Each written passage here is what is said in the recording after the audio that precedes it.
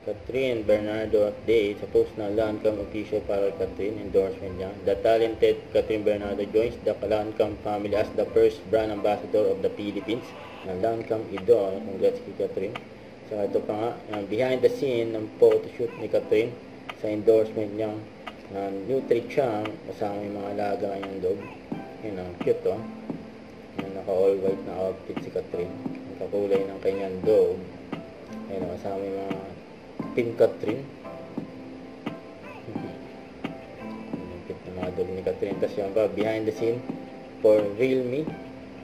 Ang sabi nila folks, here are just some of the photoshoot behind the scene. Every angle is just so photogenic.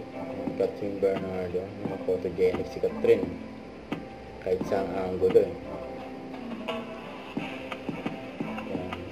Daming blessing ni Catherine, daming na endorsement. May paparating pa yan. Huwag kalimutan mag-subscribe, click on notification bell for more update. Tara po ang Richard Reaction Vlog. Bye guys, team for what?